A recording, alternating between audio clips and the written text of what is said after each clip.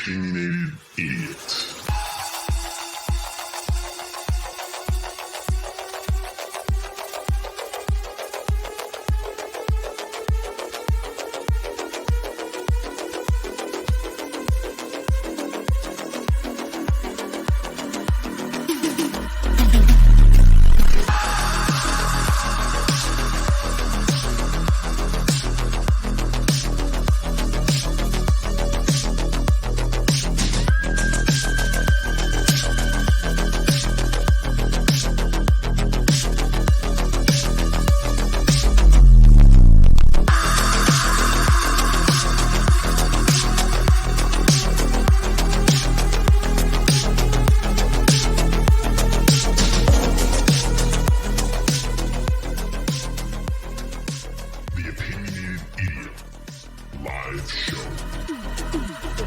What's going on, everybody? It is Friday afternoon. I know this is a rarity for me to jump on here. It's not normally one of my normal time slots, but I thought I'd come in and spend a little bit of time with you all. I see the chat is filling up. I know it's kind of a weird point in the day, and like I said, not one of my regular times that I would jump on, but I have some news that it's funny. I was just got off air last night talking with a few of my sleuthers backstage in our Discord chat, and one of them came across something and said, "Hey, did you see this? Dylan Mortensen and Bethany Funke have kind of broken their silence." And I said, "Okay, well, show me the information." So I'm going to talk about that in a second. And if you first time coming over on the channel, we just came through a 7-part series of looking back, Idaho, kind of the Idaho 4 murders. And I just did a 7-part series. If you haven't seen any of those episodes, I urge you to go back, watch through those. I think it's a great recap and kind of going back and looking at some information maybe that we might have missed or some new information that we might have seen.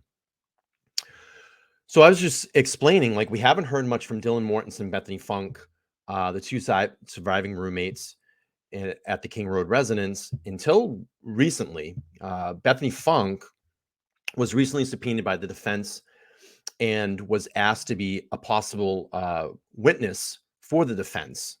I know over the last couple of days there was some I guess maybe some minor resistance to that, but I guess now she has agreed to do that. If you want to go back and review that, I actually just did a stream last night. It's part 7. It's called Idaho Looking Back, and you can search it out in the replays. So like I said, last night we were doing some sleuthing around, and one of my sleuthers in the chat came to me and said, "Hey, have you seen this post?" And what I want to do is bring this up because this is really the first time we've heard any silence, broken from Dylan Mortensen and Bethany Funke. I mean, like I was just saying, Bethany Funke was being talked about over the last couple of days here. But let me bring this up. So we have Jack, I think it's pronounced Schriger, Instagram account. And if anybody is not, I'm sorry, Jake. It's Jakes and Jacks and all that. And I have terrible eyes anyway. So Jake Schrager's Instagram account, and he posted yesterday. And if anybody doesn't know, Jake is now Maddie Mogan's ex-boyfriend. And he made a post yesterday and said, "Happy 2-year, Maddie. I miss you so much, and I wish I could spoil you today, but I'm sending you extra hugs and kisses to heaven. I love you." So what we did is we kind of started to scroll through, and you have here, this is Dylan Mortensen sending some heart emojis. And right below that, you have Bethany Funke.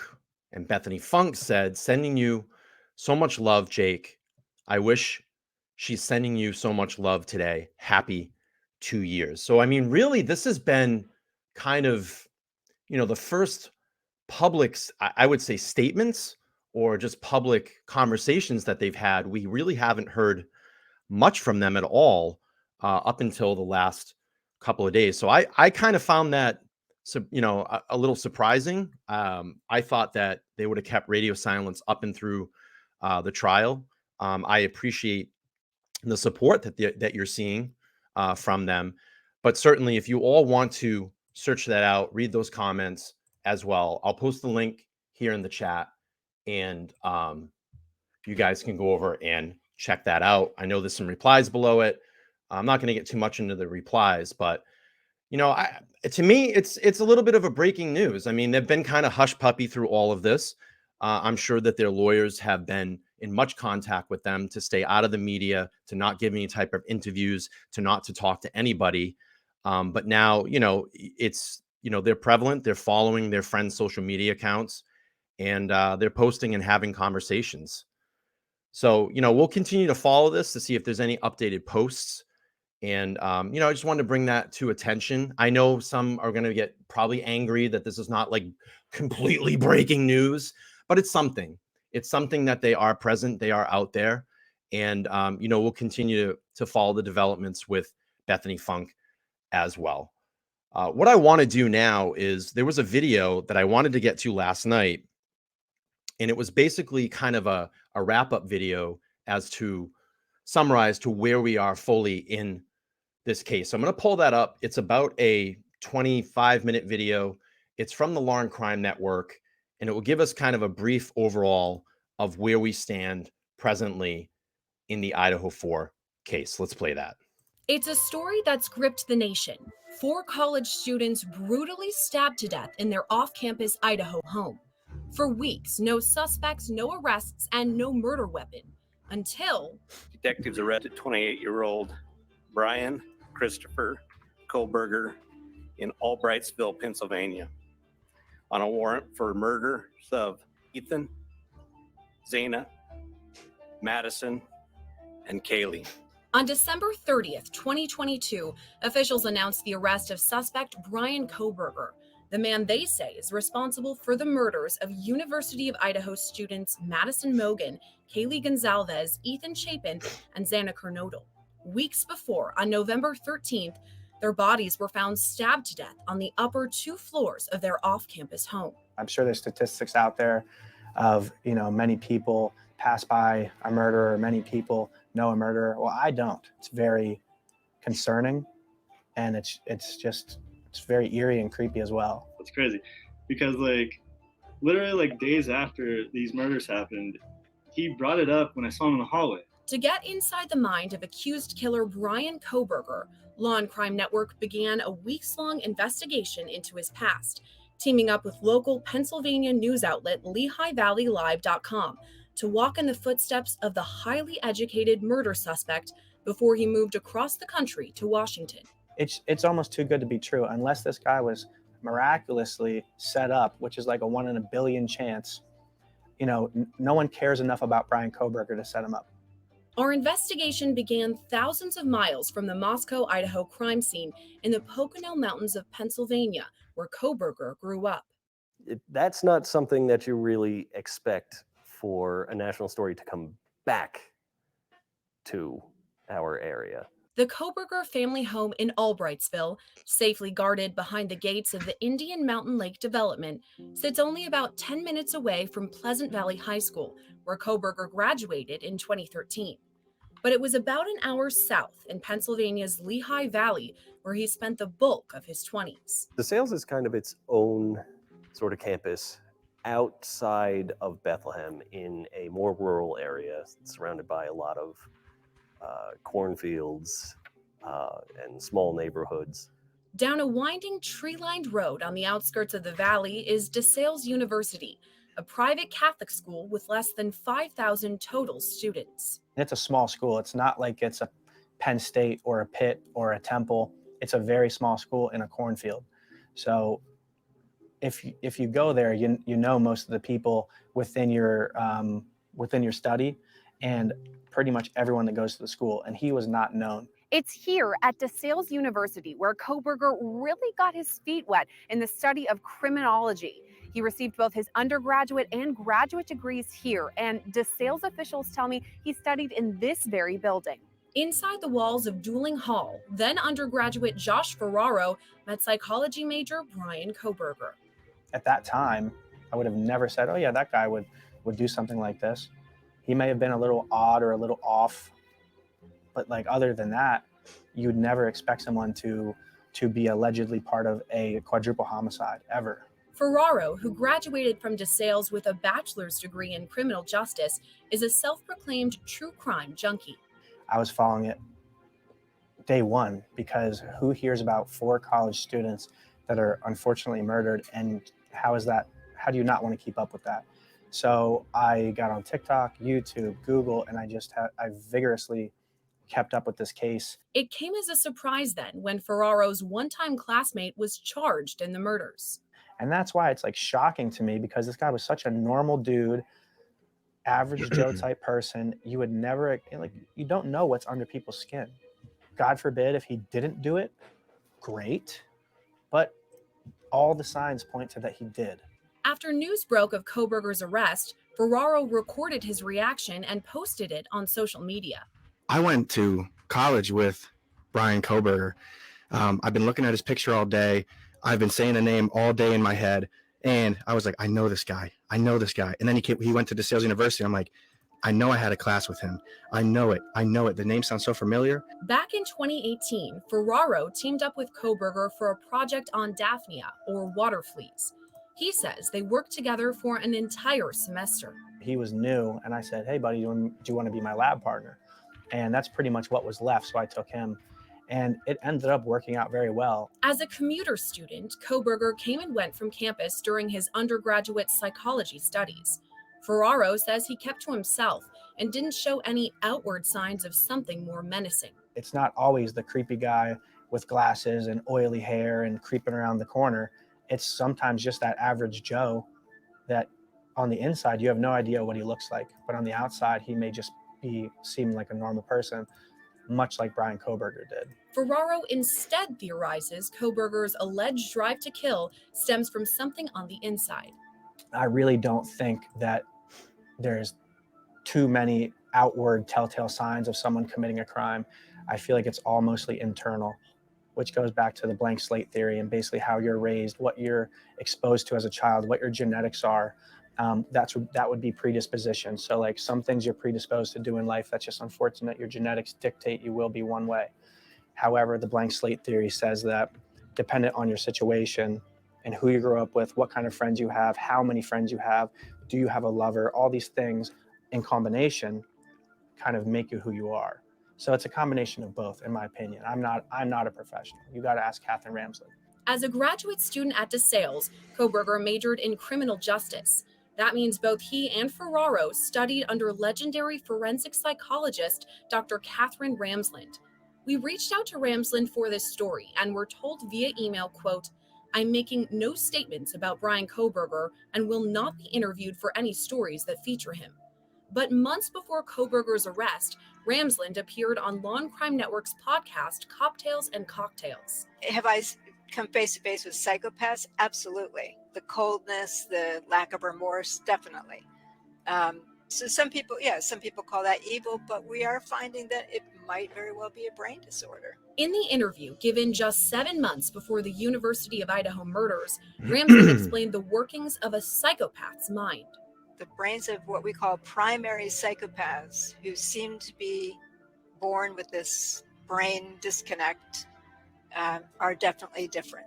And it allows them to be better predators if that's what they choose to be. Not all psychopaths are criminals, not all psychopaths are murderers, but if they choose that, it allows them to be very effective at it because they really don't have any remorse over what they're doing. And they really can be very calculated. They tend to be very reward driven. But according to forensic psychologist Dr. John Delatorre, we can't yet label Kohberger as a psychopath or even a serial killer. Even if he was a serial, even if he does have that, what actually happened was that he was a mass killer, right? That because there was 3+, sometimes it's 4+, depending on what law enforcement agency that you ask, whoever did this should actually be considered a mass killer. But that doesn't take away from the possibility that they are also a serial killer. We can't even confirm Ferraro's blank slate theory. The science has suggested that when we're born, we actually do have coding, right? We do have ways in which we are going to be perceiving the world around us. Now, of course, external influences change who we are and how we're going to respond to those things.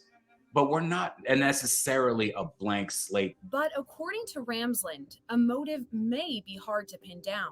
So they have a variety of motives, but their personalities tend to have that rigidity and that inability to go with life's hard knocks and to believe that they're entitled to more and that they need to punish people for them not getting what they think they deserve. Ferraro has his own theory about a motive. I don't see this as this grandiose thing where he was trying to get away with it. I think he had this compulsion, this need, this necessity to do it. And he's probably always wanted to do it and finally said, F it, I'm going to do it. At least part of Ferraro's theory seems to be accurate. Kohberger had no run-ins with the law while in the Lehigh Valley. We had no indication he was here at all. We had no indication he had any interaction with law enforcement at all. After news broke of his arrest, Northampton County District Attorney Terry Houck says his team reviewed area cold cases for a possible link to Kohberger. When you have somebody that might have serial attached to their name, you just want to make a check to see if there's any connection, since he had contact with the county, and there was none here in Northampton County. Similar investigations were also conducted in neighboring Lehigh County. We reached out to District Attorney Jim Martin, who declined an interview. But while sitting down with Houck, we learned news of Kohberger's arrest came as a shock for the community. Obviously, it's the reaction that everybody has. It's just, it's like a close to home thing, because then you're watching and people are posting Facebook pictures of him on campus, on some campus close by or something like that. One such campus is Northampton Community College, where Kohberger made the dean's list and later received an Associate of Arts and Psychology degree in 2018, before his time at DeSales. Northampton County Community College is a beautiful school, and it's a lot of, it's a well-respected academic institution, and I would call it a pillar in the community. And there's a lot of kids that go there. Kohberger himself commuted about 50 miles from Albrightsville to the college's Bethlehem campus while studying for his degree. Law and Crime Network reached out to NCC for this story to learn more about Kohberger's time at the school. The senior director of marketing and communications replied in part, quote, "This isn't something we'd like to pursue at the moment, and we'll be in touch should anything change."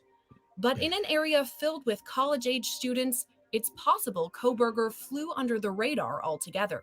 He would have been indistinguishable from any of the other college students, young adults, recent college graduates, or graduate students going around the Lehigh Valley.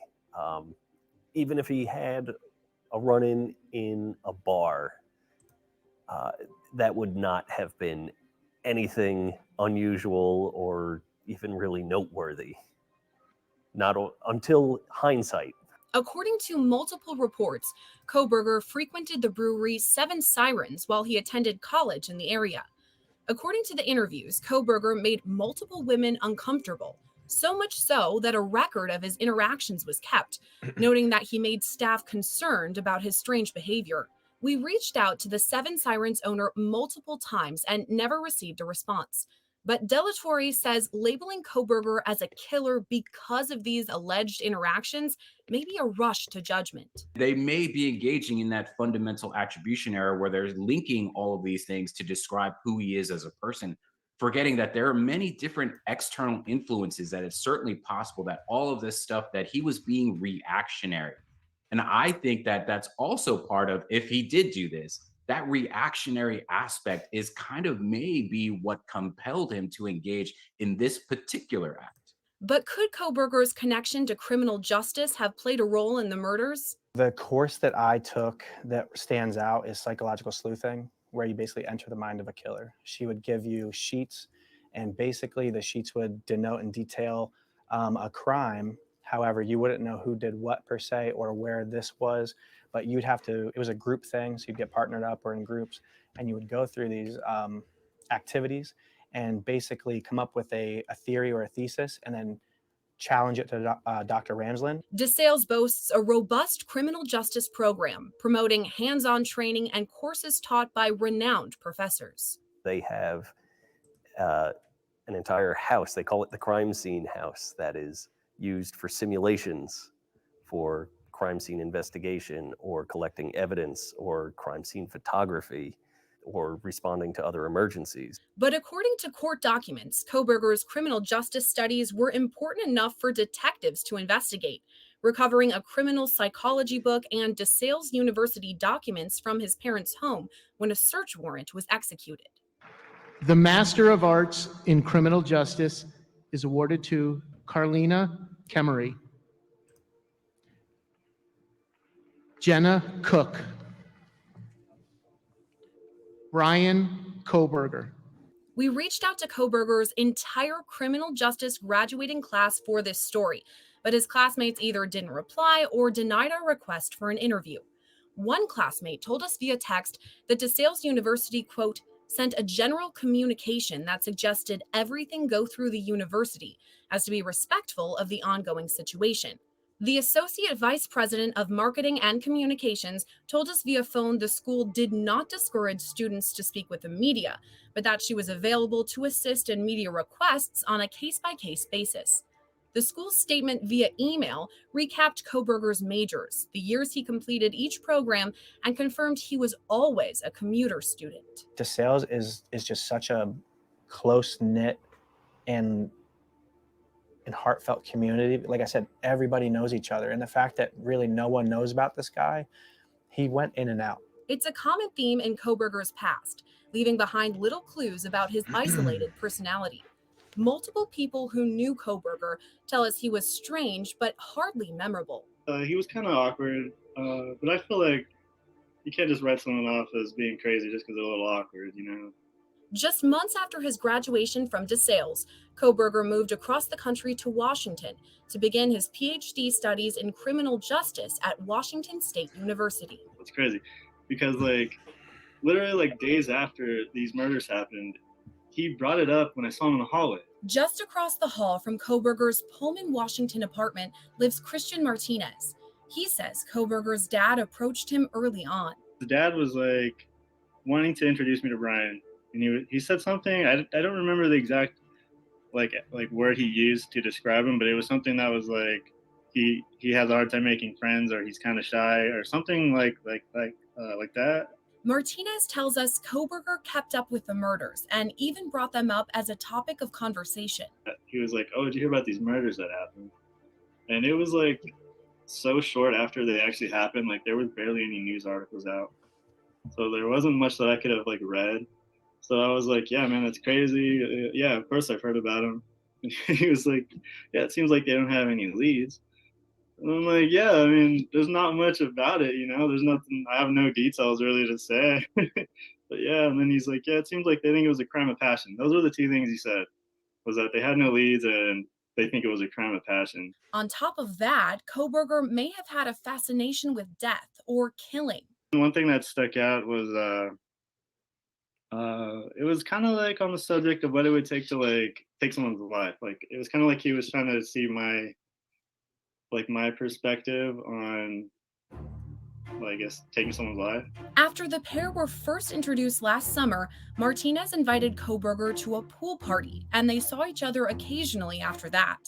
At that same party, Zach Cartwright met Kohberger for the first time. He did seem pretty kind of just socially awkward and kind of hard to carry a conversation with, if I remember correctly. But besides that, he mainly just stood to the side and was really observant, and so much so that based on that one small interaction, he knew exactly who I was maybe a month or so later when I saw him on that hike.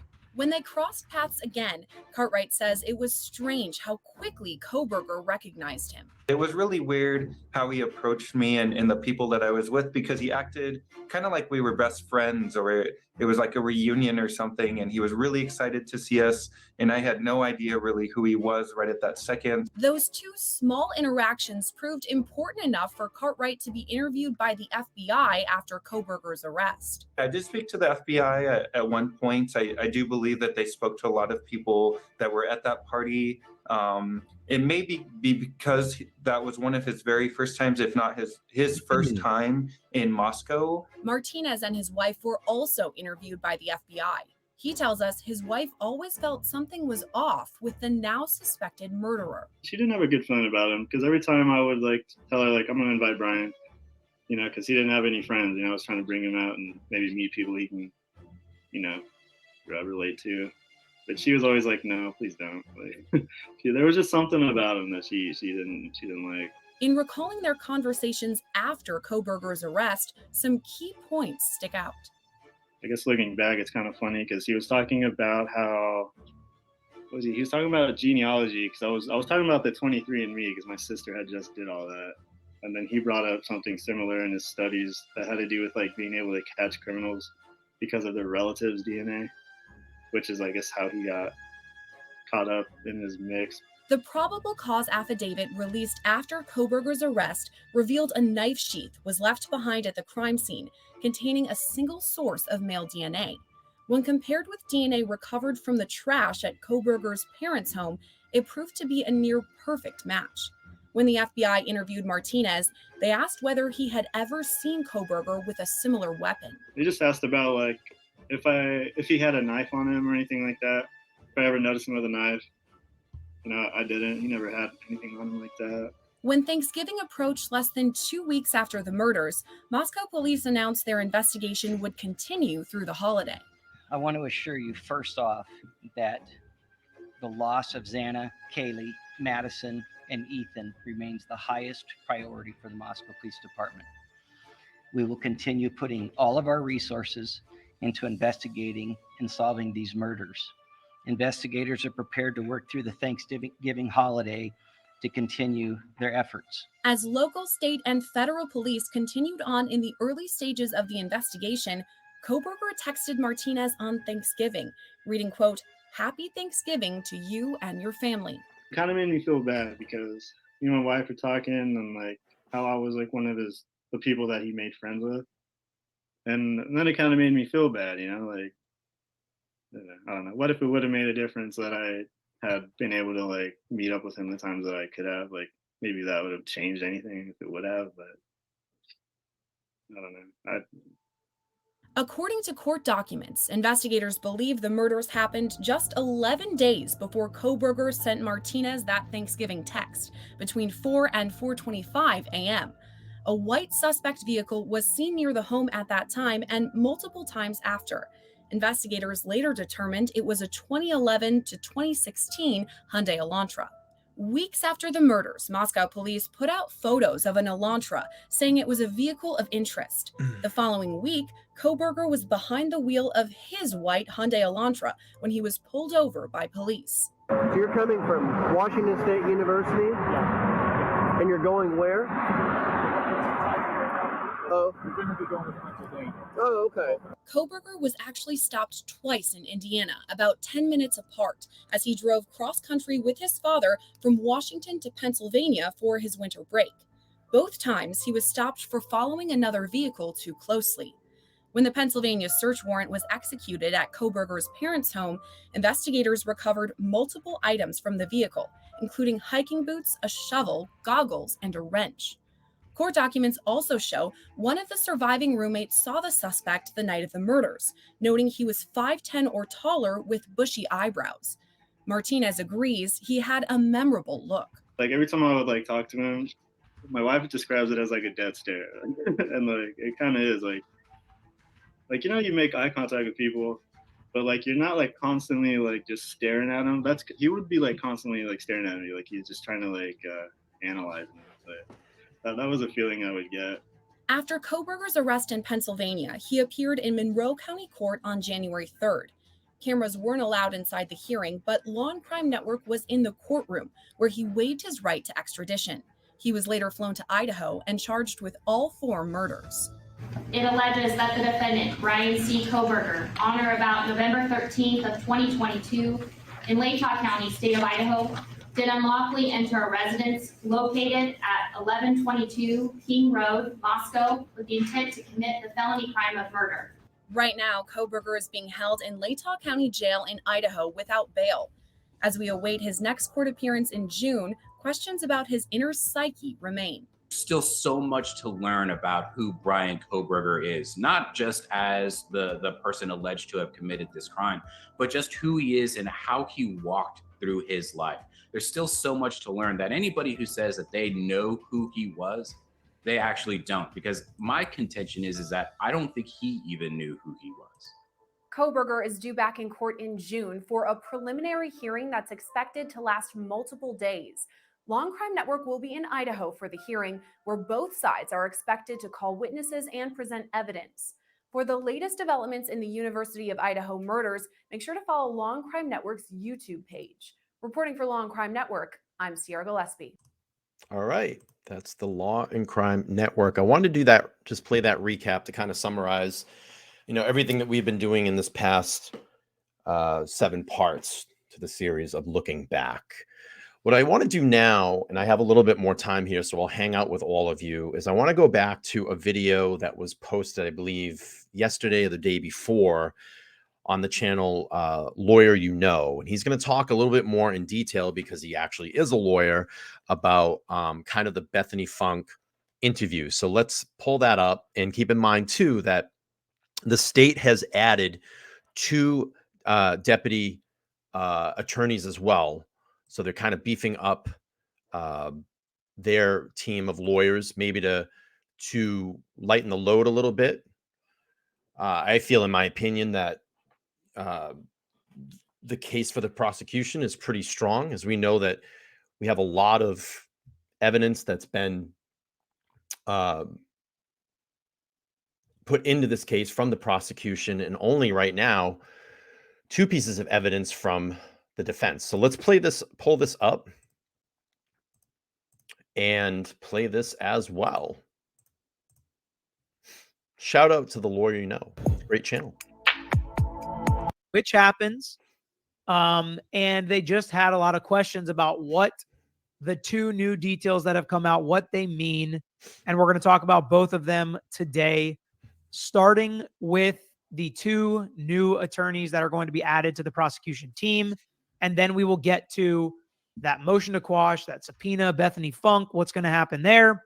So if you guys haven't already, hit that like button on your way in as we begin the video. Subscribe to our channel if you haven't already. We're only like 50 subscribers away. Last time I checked, I can check again right now, to 221,000.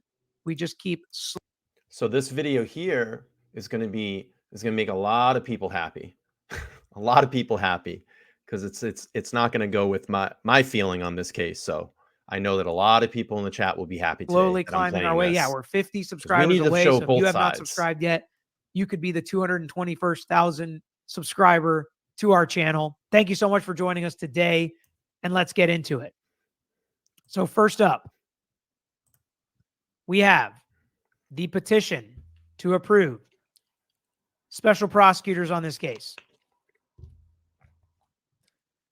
Petition for appointment of a special assistant attorney general comes now. The Latah County prosecuting attorney William Thompson, and pursuant to this Idaho rule, petitions the court for the appointment of a special assistant attorney general, and in support of this request states, I am the duly elected Latah County prosecuting attorney. I have the duty to prosecute all felony criminal actions committed in Latah County pursuant to Idaho Code 312604 as the prosecuting attorney. I petition this court to appoint Deputy Attorney General Jeff Nye and Deputy Attorney General Ingrid Beatty as special assistant attorneys. Can't get the general view that I want. Not sure how you would exactly say that. Attorney generals, I think, is what I would say, but maybe this is the right way. To assist in the prosecution of State v. Kohberger. I know I have some grammar teachers and experts in the chat, so I'm sure you'll let me know. I seek assistance in this case in order to utilize the expertise and additional resources of the Office of the Attorney General. We have seen this before. In the Alec Murdaugh case, the Attorney General was brought in. More there because of potential conflicts and issues, but they have certain resources that just a county prosecutor's office doesn't have. So it's more resources, more manpower and woman power, more experts, more funding. So that's important. A lot of people are saying attorneys general. Doesn't surprise me. They did it right and I was wrong. Paragraph 5. The Attorney General's office has agreed in writing to assist the Latah County Prosecuting Attorney's Office in this matter. Pursuant to the written agreement, the Attorney General's office has agreed to pay the salaries of its personnel who assist in the prosecution. That's huge. That saves the county money and gives them additional help that they need to focus in on this case, which the public defender's office is allocating a lot of resources to defending Bryan Kohberger. So they want to make sure that they put the money, time, energy, and resources necessary to handle this case the right way. So, what did the court think about this? This was filed on April 24th of 2023. Do we think the court is going to allow it? Well, not only did they allow it, on April 24th, the same day, we have the judge order appointing special assistant attorneys general. The above matter having come before the court upon petition of the Latah County prosecuting attorney and good cause appearing, it is hereby the same day ordered that Deputy Attorney General Jeff Nye and Deputy Attorney General Ingrid Beatty be appointed as special assistant attorneys general to assist the prosecution of this case. When you petition the court and you have good cause, it's very unlikely that a judge is going to say no. So, who here thinks, and this is just a poll for you guys. I should have done a poll. Maybe we can. Is it hard? All right, let's do a poll. John's sitting over there today. We're going to do a poll today, and the poll is going to be, what does adding 2 assistant attorneys general to the case show you about how the Latah County prosecutor feels about this case? Something close to that. Okay. And the potential answers are confident, scared, or neither. Neither is just whatever. They needed more. It doesn't matter. They added these prosecutors. It's a nothing burger. Scared means they didn't think they could handle it on their own, so they had to bring in the big guns. Or confident. They feel like they've got a case that they're going to win, and they want to make sure it's done right. Okay, overworked. Overworked is probably a good one. Have you already done it or no? Put overworked in there as well. So 4 options. Can we do 4? All right. Confident, scared, overworked, or nothing. Nothing burger. Why not? Let's do nothing burger. I feel like that's going to get a lot of votes just because it's our thing here. All right. So once that poll is up and we have some votes on it, I will let you know what the results are. To me, I think overworked is probably a good explanation. I think there's probably a good explanation for scared. And I think there's probably a good argument for confident, that they feel like they're going to win and they just want to make sure.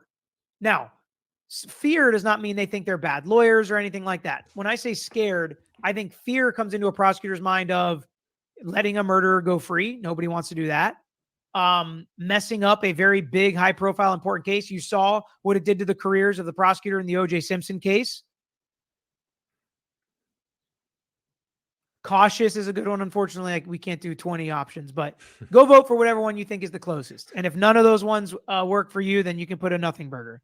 But I am interested in what everybody thinks and what their reaction is when they find out that they had to go out and they brought in 2 additional attorneys general. Interesting. I'll probably never forget that. So, John, let me know when we have maybe 5. Just recognize the super chat. I got a $5 super chat from Public Buzz. Says, almost became a member so I could talk.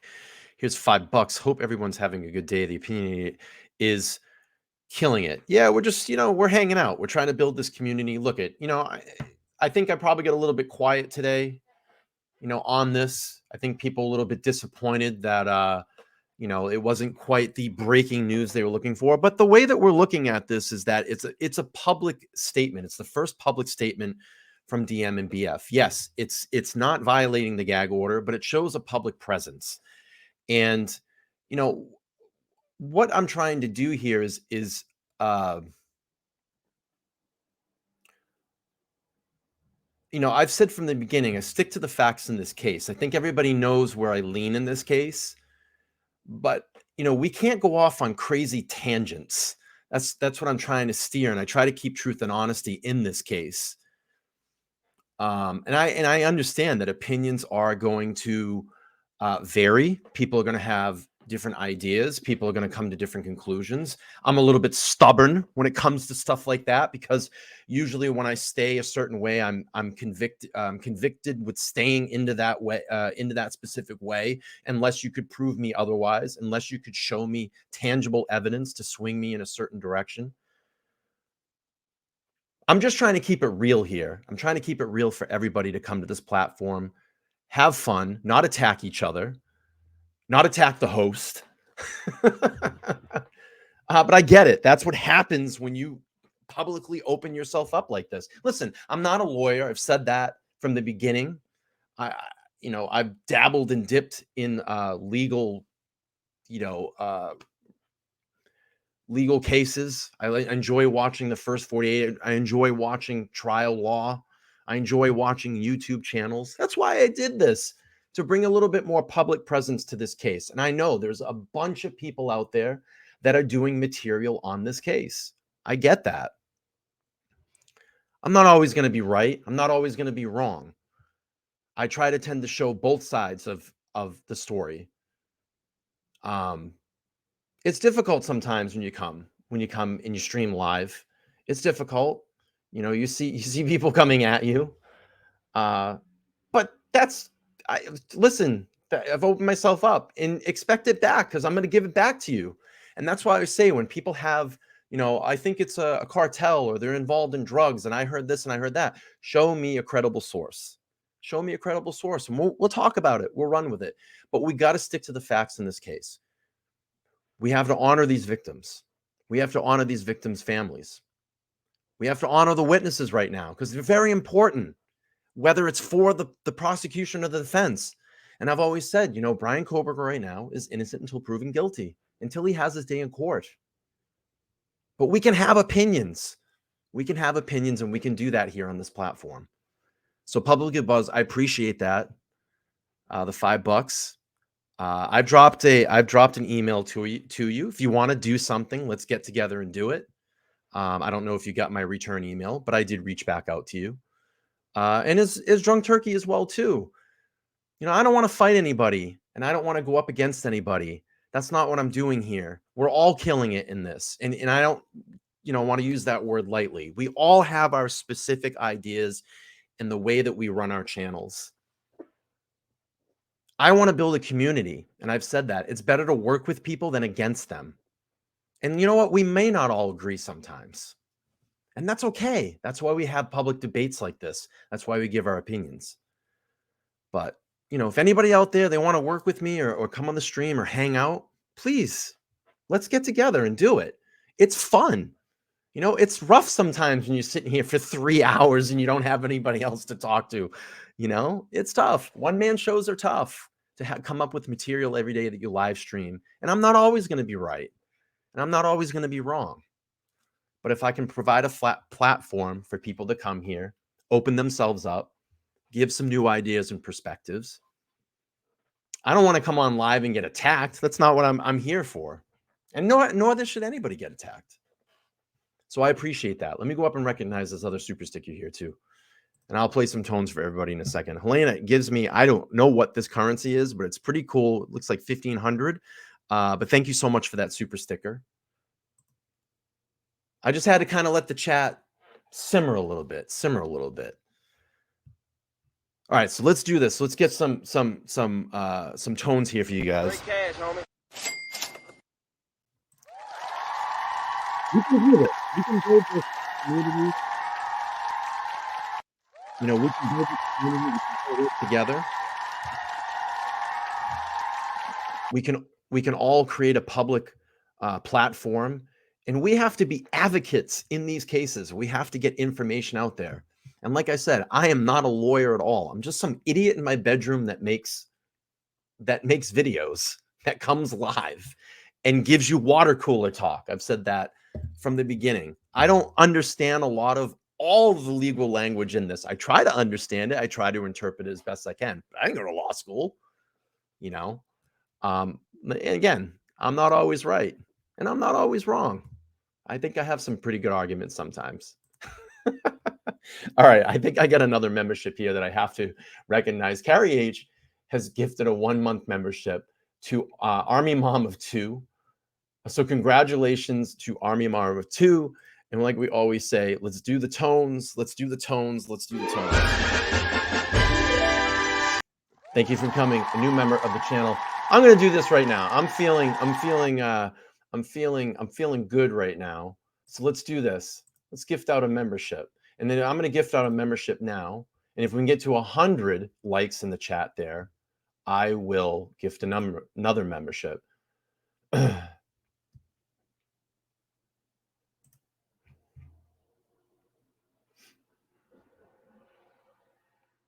right. Let's see who got the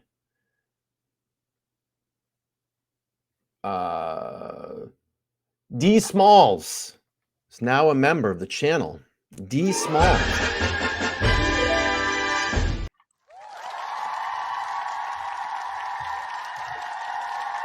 All right, let's keep playing through here. 500-ish votes, and we can start to get a feel. Okay, what is it at? Yeah, what is the percentage? 23% confident, 25% scared, 17% neither. You're welcome. Okay, so it is almost a complete split 4 ways. It was like 23% confident, 25% scared, 17% neither, and 35% overworked. So overworked is winning the day right now, but we will see. We will see how it ends up. I'm just going to make this announcement too. We are 3 subscribers away from hitting 3,600 on the old sub count. So maybe by the end of the stream, we can lean over the sub count board and change that to 3,600. Just need 3 more people. If you're in here, 3 more people to subscribe, and we'll be at the 3,600 subscriber threshold. And I want to get to that 5,000 subscribers by June 26th. We got this. We can do it. Let's build this community. All right, let's keep playing through here. Yeah, it's still live, so go ahead and vote if you haven't yet. All right, let's bring up Brian Etten's tweet, which a lot of you tagged me in here. About this. So this was filed after we discussed the subpoena, the motion to quash, what was going to happen, why they want to do that. Actually, before I share this, let's talk for a second. So the goal was for the defense to be able to question Bethany Funke, a potential victim or witness in this case. That was there. I've said it all along, Heather. I've said it all along. She says, Brian, most platforms in true crime are not lawyers and don't have a huge legal background. I'm just a schmuck in my bedroom making videos. That's it. I'm just an idiot in my bedroom making videos. That's all I am. A surviving roommate about what happened. They believe she has exculpatory evidence. They want to put her up in front of the judge at the preliminary hearing. Okay. That was kind of the deal of what we were told. And her lawyers did not want to have to make her come out and testify. Didn't want to have her talk to the defense. It doesn't even say that she has exculpatory evidence. It says may. They didn't do the subpoena right. All those objections to try to block it. Okay. Then we get here. A stipulation and request for an order. And I will just tell you, if this was attorneys playing nice and everybody was cool and knew each other and trusted each other, they would just say, all right, I'll withdraw the subpoena. Can we just set up an interview? Funke's attorneys say, yeah, let's set up an interview. We'll come out. We'll talk to her. We'll do it by Zoom, whatever it is. We'll make it easier on her, as easy as possible. We know it's a difficult time, but let's do this. That's not what happened. I don't know if these lawyers know each other. I know they're from different states. I'm going to pause this for a second. We have hit the 3,600 subscriber mark here on the Opinionated Idiot YouTube channel. I want to thank all of you for coming over to this channel and subscribing, all the people that have been supporting me. It's hilarious. You know, I just go back and look, 3 months ago, I had barely break 5 people on a live. We're sitting here today, as I look right now, at about 216 people midday on a Friday coming to hang out on the Opinionated Idiot YouTube channel. It's been a crazy ride. And I'll tell you, I think I'm going to be real with you all right now. I think this is, it's all come really fast. It's all come really hard at me. I not only do a YouTube channel, but I balance my personal life and I balance my work life as well. I take this channel extremely serious. I'm very passionate about what I'm doing here. I want to build this community as big as I can. Sometimes I know I get a little bit snippy, but it's because I care. I care about this community. I care about this channel, and I care about all of you. That's what you're going to get with me. I'm a little snippy sometimes. It's tough. It's a tough balance. It's a tough road. I want to see the success of the channel. I don't want to work a day job anymore. I want to make this my day job. I want to make this my life job. I'm still learning through a lot of the process of doing this as well too, and then balancing, the daily emails that come through that I try to get back to everybody. I've been starting to do merchandise. I have bracelets that I'm going to be selling soon. It's a tough balance sometimes, and mentally it's a tough balance, to balance all that out. I have a Discord chat that I have to be present in, and I have conversations off that chat, and I have preparation for shows 3 nights a week. So it's a tough balance sometimes. I enjoy it. And I tell you, over the last week, I did get burned out a lot. I was working a lot at work, 12, 13-hour shifts, and then coming home and doing a show. I get real here. I like to get real. I like to be honest with all of you. I like to be transparent. I don't bullshit people. I just don't do that. I don't think it's not good. It's not good for business. It's not good for business. So, I guess I'm kind of venting a little bit to all of you, but I appreciate it. This is awesome. 3,600. Let's get the board updated here because you guys all make it happen. You make this channel run. That's it. You make this channel run. I just provide the platform. That's it. And the feedback that I need from you to keep this channel going. So, hopefully one day, like I said, my dream is to get this out of I'm literally in my bedroom, get this out of my bedroom and get this into a real working studio someday and create, an amazing environment for people to come into and have real guests and interview them and, maybe advocate for some people that are having troubles, with cold cases that may be related to the family. I see the chats that are coming through. I'll get to those chats in 2 seconds, but this is a big milestone and we're getting there. I want that 5,000 subscriber mark by June 26th, the supposed date of Bryan Kohberger's first day in his preliminary hearing. So let me just get the double zeros here. We'll get that thrown up on the board. And like I said, I appreciate everybody. I mean, it's a midday Friday afternoon for everybody to come in and chill here and hang out. And we'll wrap up this video here in a moment. So,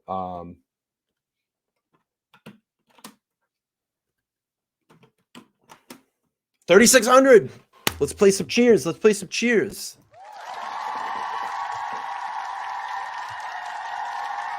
Bing, bing, bong, bong, bing, bing, bing.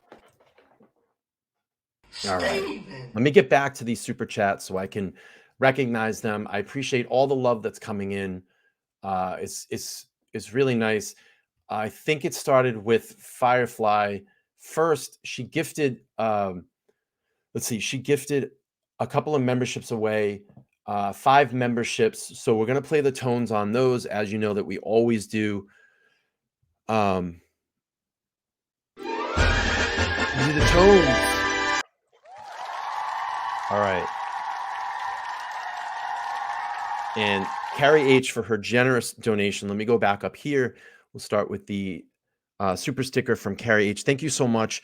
$19.99 super sticker. I appreciate you so much for supporting the channel. All that money goes right back into the channel to keep this channel moving along. We also have a $2 Canadian super sticker from Victorine. And Victorine is always the first person in the chat. She always says hello. I appreciate you being here as well on this midday afternoon. Let's give her the tones. Great cash, homie.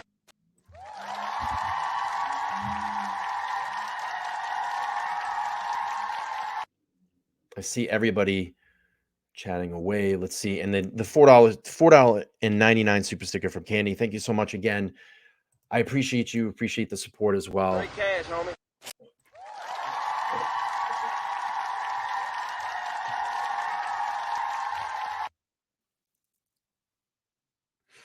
All right.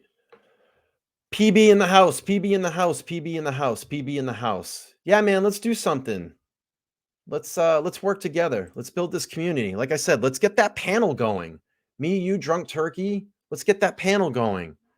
Everybody else is doing it. We're missing out. Let's get this panel going. Let's get our minds together and figure out if we can figure out what the hell's going on. All right, let's keep playing this. But it seems like they were only able to get the subpoena withdrawn in a give and take quid pro quo transaction. We will withdraw our subpoena if you agree to an interview.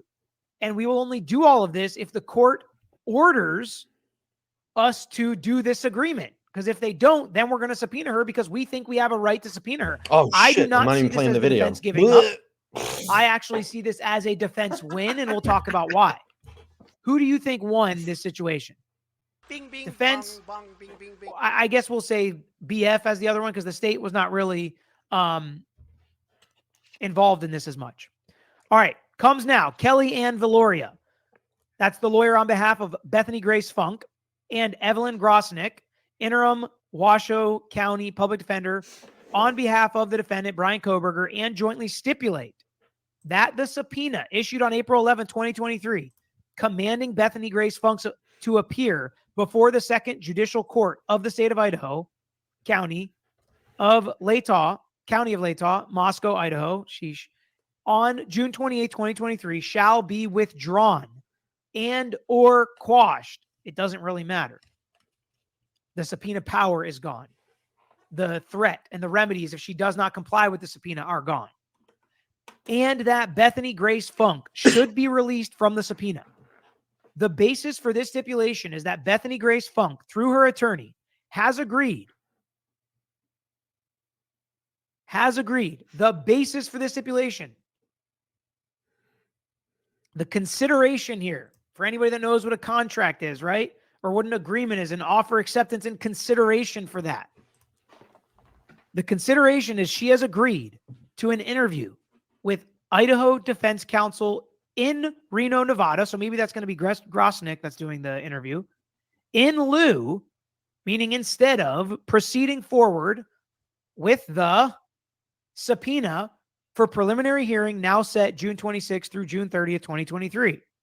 Pursuant to the rule, the undersigned does hereby affirm that the preceding document does not contain the social security number of any person. 26th of April, which was yesterday. Signed by both lawyers. Both lawyers had to agree to this language.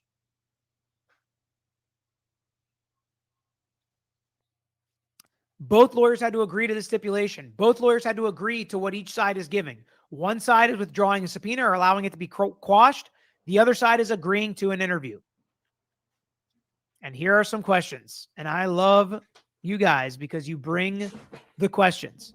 So I have some thoughts on what this means, but I'm going to get them out in the form of answering your questions. Christine, welcome to the membership crew. And Brain Go Girl. And MJC. There, his face is larger now, so all the ladies can melt a little bit more. With Carrie Lynn. All right. Darcy asked, when is the interview? That's a great question. I'm secure in my masculinity. He's a good looking dude. He's got it going on with the And long the answer hair. is He kind of looks like one of those dudes on the romance novels. I picture like the fan blowing and his hair. What is it? Wisping in the wind. So don't know. But if you want my guess, it will be in advance of the preliminary hearing. They will know what she has to say prior looks to like a preliminary Fabio. hearing. Does this mean, I'm going to ask myself a question here. Does this mean that, sorry, I just lost my train of thought with the comments. So we don't know when it is, but does this mean that she will not participate in the preliminary hearing? Not necessarily. If she does have actual exculpatory evidence, they may get exactly what they need to file another subpoena. Or Yeah, he does. if she's cooperating with the defense, because it does not say that she will never be subpoenaed again. Okay. But if she cooperates with the defense, she gives them a statement and it does have exculpatory evidence, they may produce an affidavit. They may produce her by Zoom. They may find other ways to use that exculpatory evidence in the preliminary hearing if one happens. I have heard rumblings and people have told me, thank you, Anita, that people Probably a nice guy or that people are saying that now they're just going to go to the grand jury and we're never going to have a preliminary hearing. Well, it seems like if you read the rules in Idaho, that's possible. The defendant has a right to a preliminary hearing in the event that the state does not go and get an indictment from the grand jury, which would mean then if they go through the grand jury, then he would no longer have a right to a preliminary hearing. And I will just tell you, her not showing up for the preliminary hearing, whether or not she has what they think is exculpatory evidence, whether they I think Lawyer is outdoing me in publicly busting. go to a grand jury or a preliminary hearing, these charges are going to stick. We are going to move forward in this case with Bryan Kohberger as the defendant. I am very confident in that.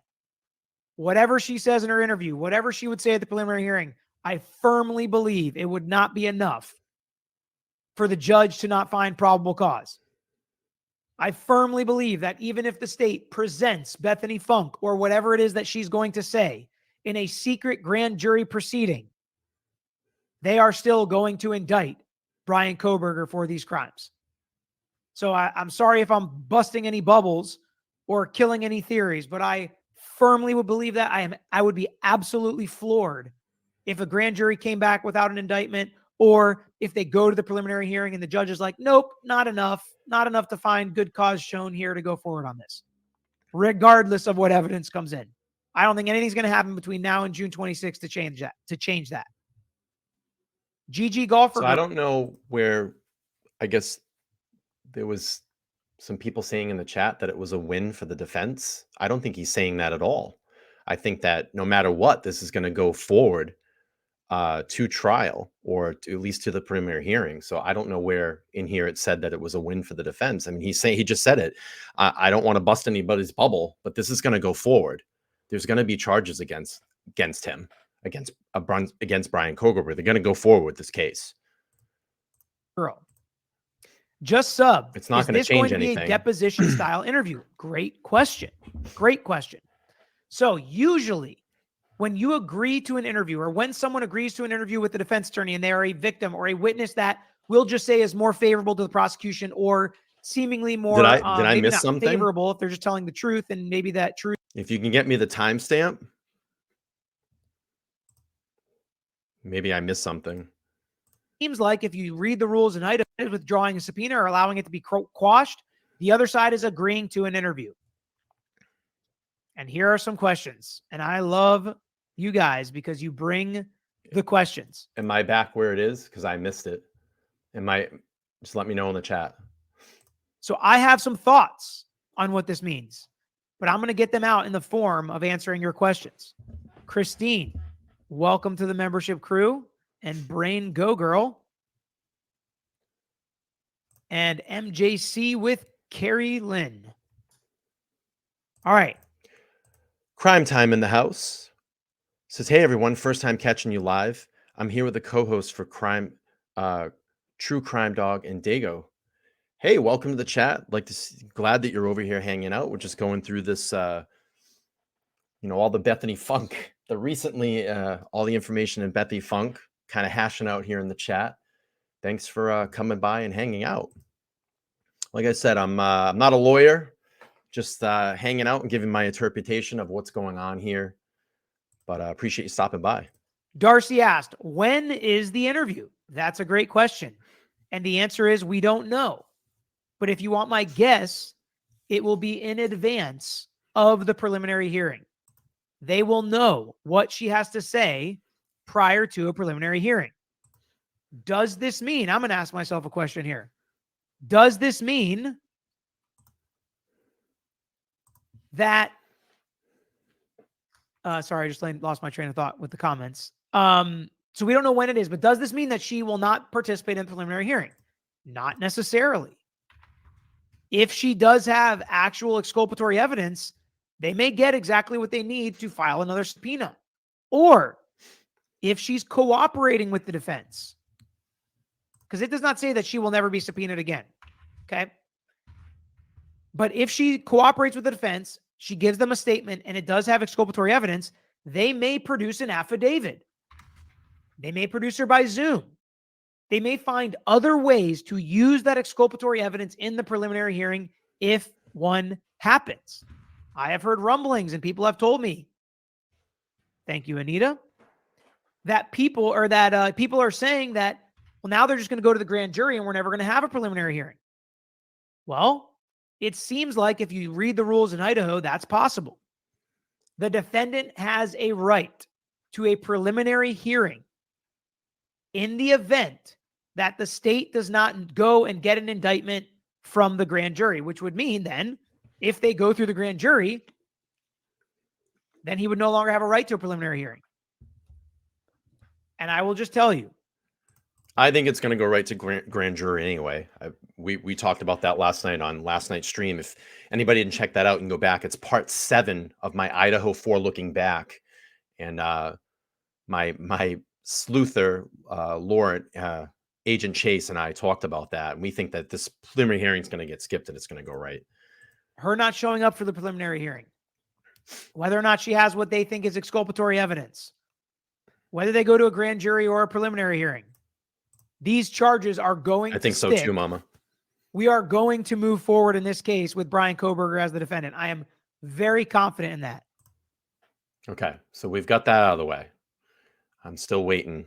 Whatever she says the in her win for the interview, defense whatever she was. would say at the preliminary hearing, I firmly believe it would not be enough for the judge to not find probable cause. I firmly believe that even if the state presents Bethany Funke or whatever it is that she's going to say in a secret grand jury proceeding, they are still going to indict Bryan Kohberger for these crimes. So I'm sorry if I'm busting any bubbles or killing any theories, but I firmly would believe that I would be. Do I need to go back or did I miss anything? Because I still haven't heard that it's a win for the defense. Where did he say it? Because if I can go back, I'll go back. Because I haven't heard it yet. Absolutely floored if a grand jury came back without an indictment, or if they go to the preliminary hearing and the judge is like, nope, not enough to find good cause shown here to go forward on this. Because if I'm wrong, I want to go back and be corrected. So if anybody knows where it was, because I played back almost 8 minutes, I can go back because I want to hear him say it. Regardless of what evidence comes in. I don't think anything's going to happen between now and June 26th to change that. GG Golfer Girl. Just subbed. Is this going to be a deposition style interview? Great question. Great question. So usually when you agree to an interview, or when someone agrees to an interview with the defense attorney and they are a victim or a witness that we'll just say is more favorable to the prosecution, or seemingly more, maybe not favorable if they're just telling the truth, and maybe that truth can be good for one side or the other, but I should say more friendly with the prosecution, which I'm going to guess she is. He tweeted it? Okay, Usually, I'll check his tweet out later. It is not a deposition style interview. I didn't hear him. And the thing is, I'm looking at a chat. I'm trying to watch this. I'm looking at another screen up here. So if I'm wrong, I want to be corrected and make sure that I'm right. It's corrected. You but, try. No matter what, in the end of all of this case is going to go forward. To make it a little bit less formal. There's not as many rules. Sometimes you'll record it, right? Even if it's not with a stenographer, we'll ask them, can we record this? So that we can play it back. Video. Or we can transcribe it. That's something else that happened in the Murdaugh trial. They had some recorded interviews. I think it was with one of the caretakers for the Murdaugh parents, and they had it transcribed. Lawyers do that all the time. I've also seen some rumblings that, oh, this is great because now they can have an interview with Bethany Funke and the state will have no idea what evidence the defense has. And I do not believe that to be the case. While they may not have to just hand over the transcription, if they plan to use anything from it at trial, they will have to disclose it for the most part. But more than that, and even if they don't have to disclose it, because I've seen some rules that I think could be read in some different ways, why in the world would Bethany Funke agree to an interview and talk to the defense and then not also tell the prosecutor what she saw or what she heard or what she specifically told the defense? There's a lot of what ifs. There's a lot of maybes. There's a lot of possibly what could happen. But I see no world in which she tells the defense something that she does not also tell the prosecutor, unless it's something inadvertent where she says, yeah, I woke up that afternoon, and then she tells prosecutors it was that morning. So the defense is like, oh, she didn't even wake up till afternoon. I'm totally making that up. But an inadvertent difference might happen. But I would be shocked if they found out something from Bethany Funke that the prosecutor didn't already know or that she's not willing to share with them. So I do not think this is going to be some secret piece of evidence or smoking gun or hide the ball type of deal with the defense. Does anybody have a link to the tweet? I just want to listen. Twitter to me is like, it's like a schizophrenic words of chaos. Like it's one of the most unreadable platforms. That's why I don't use Twitter, because I wish you could just literally click on, and maybe I'm messed up on it because I don't go on Twitter much. I wish you could just literally go to someone's profile, click on tweets, and just see all the tweets that they've made and not all the replies below it. So maybe it's a setting that I don't have correct, and maybe I don't know if they have that. I don't know if they have that setting on there to decipher all of that. That's why I don't use it. But I don't know. In this video, it seems to me that he just kind of saying it doesn't matter. They're just going to go forward with the with indicting Bryan Kohberger anyway. Even if maybe he said it was a win for the defense, it's still going to go forward. I think this will, whether the rules require it or not, I think this will be disclosed at some point. Twitter is by the the most defense or by Bethany unreadable Funke thing herself. on the planet. I think it's great because you can get information out quick and source information quickly if you can read through all the nonsense. But it is so unreadable. Jules, anyone have a link to his merchandise store, please? Yes. Can we put it in the chat, John? All right. We will put the merch site in the chat. Everybody's hating on Twitter. So you can check that out. It's lawyeruknow.com. Twitter is not the next YouTube. Ellen, not Twitter's Sarah Lee. dead. Peter, check your Twitter. Our beloved squirrel YouTube passed, is up and coming. and help is needed I for hate her Twitter. funeral. I absolutely Okay. hate Twitter. I did not hear that. That's really sad. Yeah. Feel free to share that in the chat as well, Ellen. And thank you for letting me know. I did not know her personally. I did see her in some chats and on Twitter and things like that.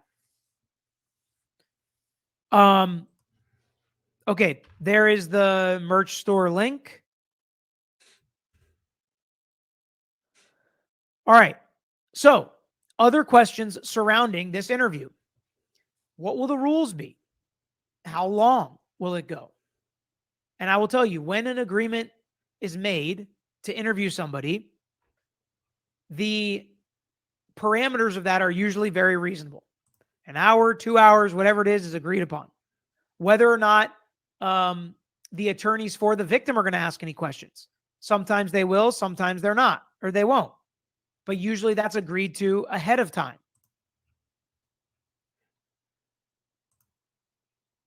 And honestly, when we have interviews like this, sometimes they're the best kind of interviews because the Okay, so his tweet.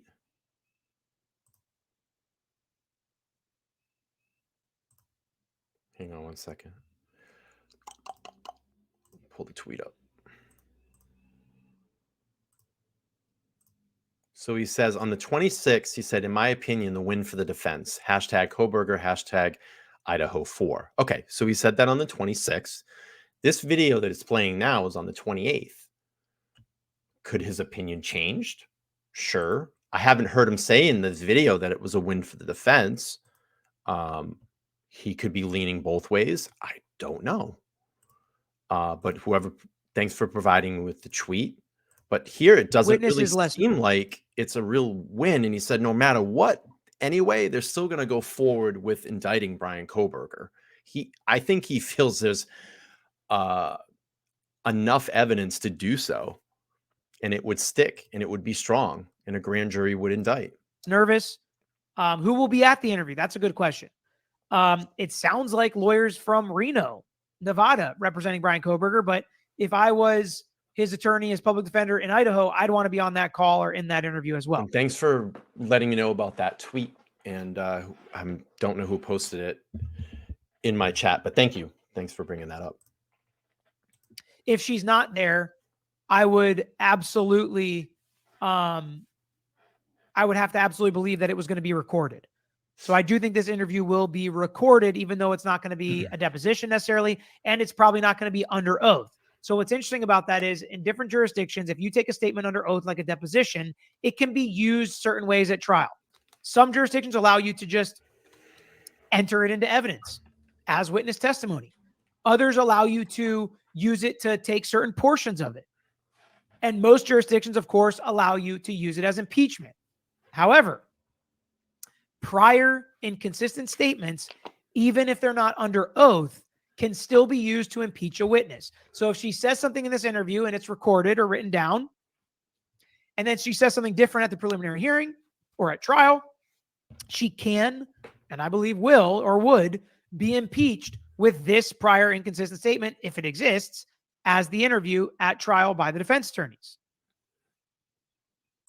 So if I'm trying to understand all the legal language here, and I may be wrong, again, I'm not a lawyer, maybe the defense is just trying to pull her in to catch her on something so she can't be used as a witness. I could be wrong there. I think that's maybe what I'm trying to understand here. Maybe they catch her slipping. She changes her statement multiple times in the statements that she did. They dig a little bit more and they just say, you know, you're not credible for the prosecution. She gets thrown out. And he's saying they caught her. So maybe that's it. So I guess we put the wrong merch link up, but now it's been corrected. It's lawyeryouknow.com.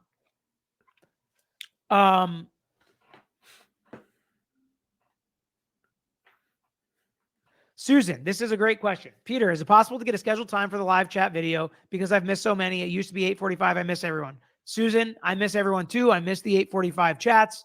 8:45 is so much harder on me because of my family and my kids and being at home. And it just kind of like extends the workday all the way until right before I try to go to sleep. So that's a lot more difficult. So we kind of reserve that for when we're breaking down. He's got a lot of responsibility too. And this was kind of what I was talking about earlier. You know, listen, we're trying to balance our lives, our daily lives, our work life, and then balance our YouTube lives. And like I was saying, you know, sometimes it does get a little much. It really does, because I try to stay in tune and connect with everybody as much as I can. Down and reacting to and recapping a trial every night, which some are coming up that we're going to do that to, including the Kohberger preliminary hearing, if that's live streamed in June. Sarah Boone, we've got a couple, you know, in the pipe. Heather's saying, you know, hey, I think he probably did change his mind. Remember, everyone lost it when all this information came out. Yeah, of course. And that's the thing is like, you know, you gotta let information come out, give it a few days to analyze and look over it. You know, maybe it was a quick statement that he made. I'm seeing now a couple of days later that maybe his position changed on how he felt. No matter what, you know, like you said, no matter what, this is still going to go. It's still going to go to trial no matter what. There's plenty of evidence there. There's a mountain of evidence there to go through and go over. So, you know, maybe his position did change. No, that's a good point. Publicly Buzz says 100% 10.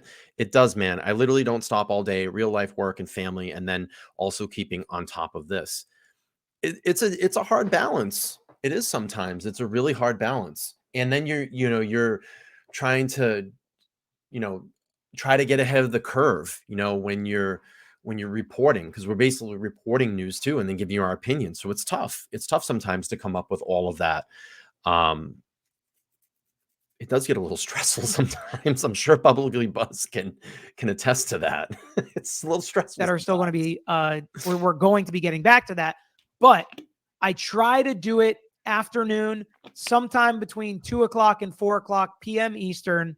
It changes all the time because, as most of you know, I'm still full-time, full caseload practicing. Yeah, and I think when people hear win and they hear defense, if you're leaning a particular way in this case, if I hear something because I'm very strongly leaning, and again, it's just my opinion, leaning in the way of guilty, and you might have some people really leaning in the way of innocent. So when you hear win for the prosecution, my ears might pop up a little bit, and if you hear win for the defense, your ears might pop up a little bit.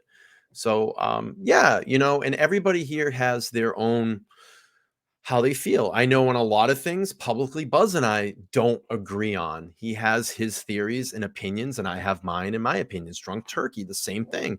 Daniel and his crew over there have their way of thinking. And that's why I said it's fun when we all come together on that panel and throw what we think out there and our opinions and our ideas.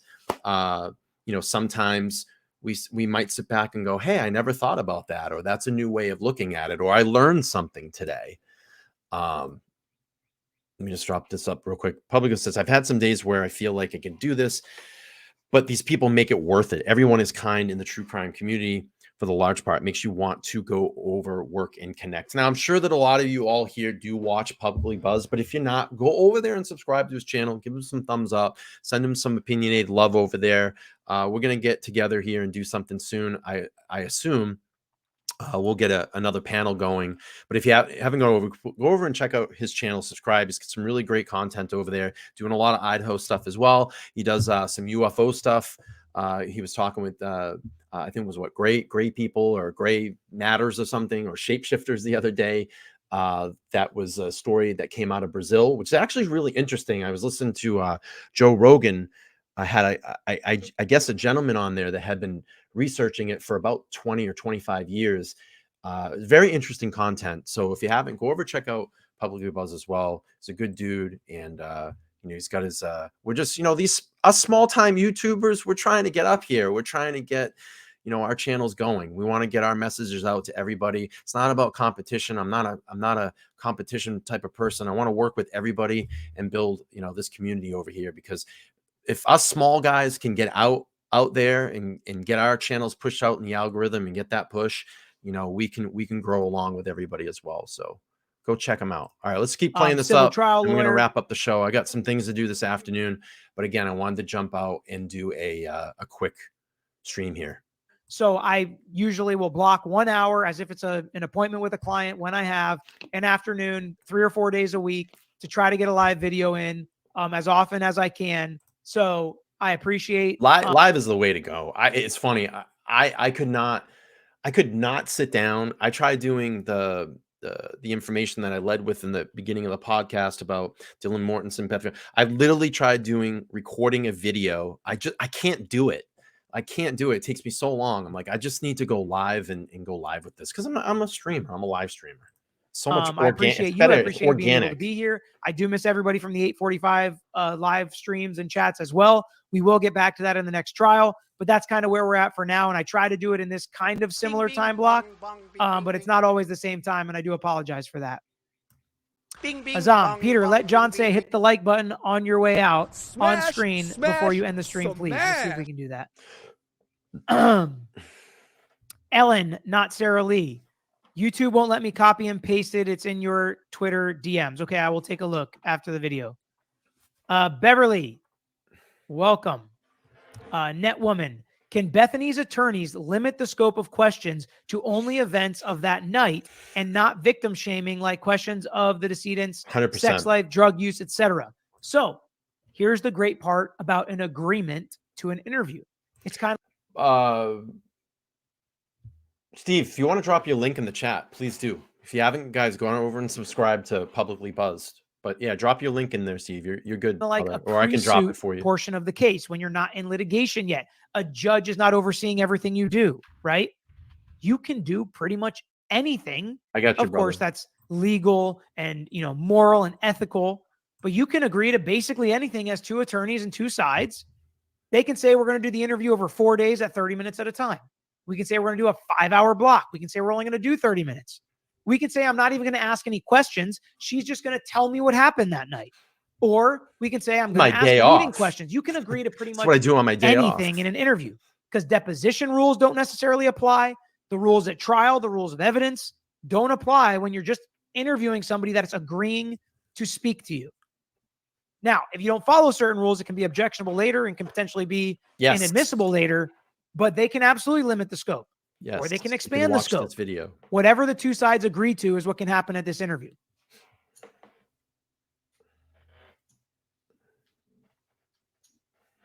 What type of deposition will it be? Video or video conferencing with the judge? The judge will not be participating. And when you look at what kind of a deposition it's going to be, it's not going to be a deposition for all intents and purposes that we know right now. And it could either be in It's person, so it could be over hard, the and phone, I'm it could be not video perfect. conference by I Zoom. never said I was. It really just depends on what they agree to. I say wrong things too. What is the purpose of the Nevada interview with the victim and survivor? The purpose is to find out, what does she know? What did she see? What did she do? What happened in the gap between the crimes happening and them calling 911? I think that right there is the biggest question that everybody wants answered. That's the million, gazillion, quadrillion, bagazillion question. What happened in between the time of the murders and that 911 call? Now, I know everybody's going to start throwing all their theories and their opinions out in that chat, but that is the big gazillion, gamillion, blah, blah, blah, blah, blah question right now. And that's one of the biggest things that bothers me. Why hasn't the 911 call been released? I think there's major evidence on that 911 call. Major evidence. I know that people will come up and say there's conspiracies on that call. The conspiracies. It was the shapeshifters that did it. No, I'm just being silly. But I think that's the $100 million gazillion dollar question right now. What did she hear? Were people coming in and out all the time? Was everybody intoxicated that night? Those questions very much could matter. And when you do a deposition or do an interview like this, the scope of relevance is so much bigger than what happens at trial. The rule for something to be admissible in a deposition is it reasonably likely to lead to discoverable material? Meaning the actual question doesn't even have to be discoverable material. It just has to be reasonably likely to lead to something that could be discoverable. So it's a much broader net. Will, do you think Bryan will ever confess, even if they stack up way more evidence in the next hearing? As it sits right now, I mean, the answer seems like no, but I mean, if you followed the Aiden Fucci trial, he didn't confess till the very end when he was about to go to trial. That type of stuff happens all the time, so it's not really, I don't really know.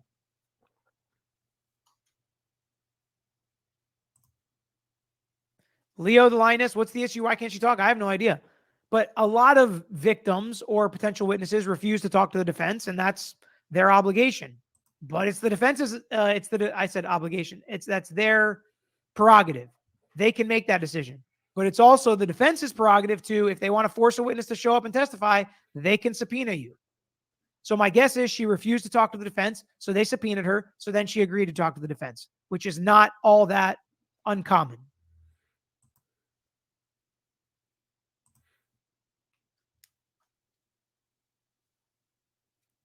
All right.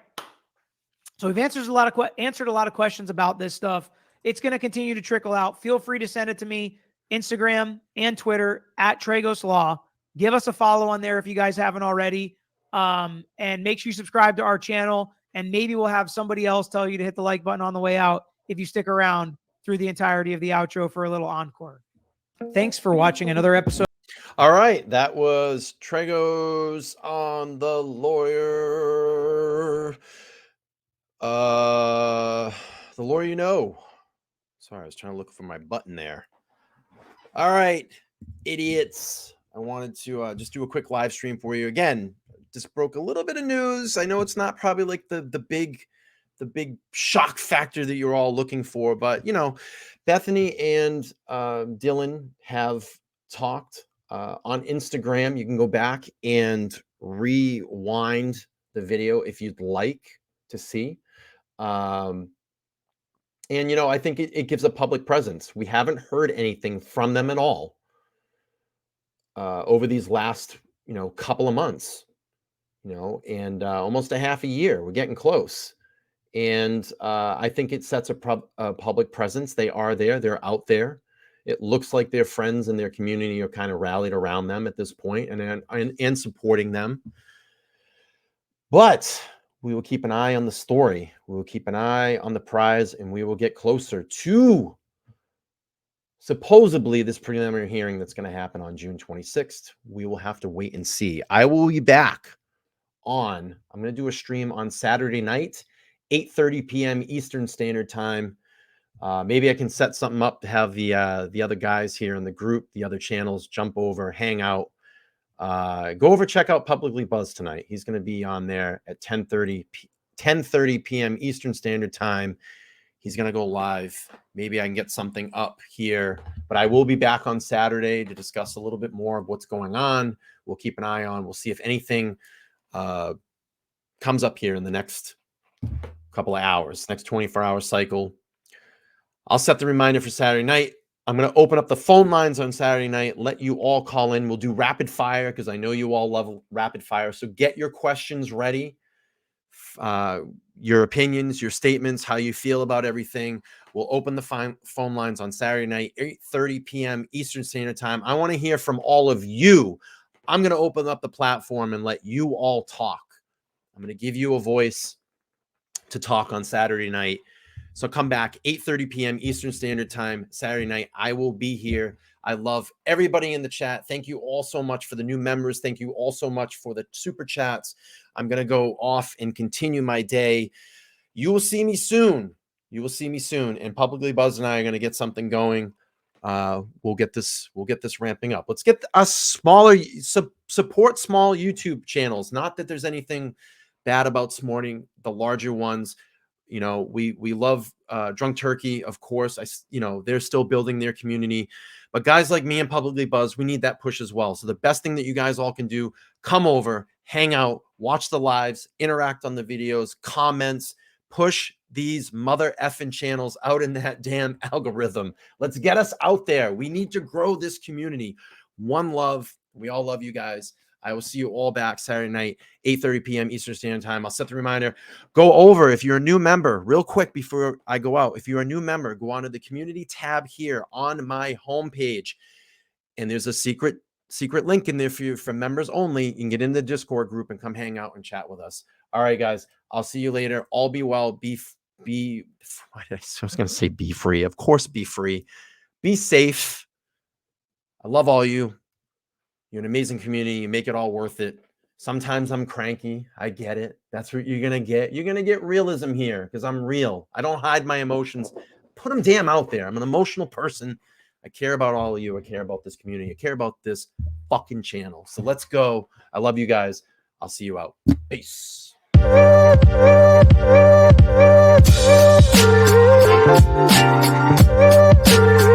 Yeah.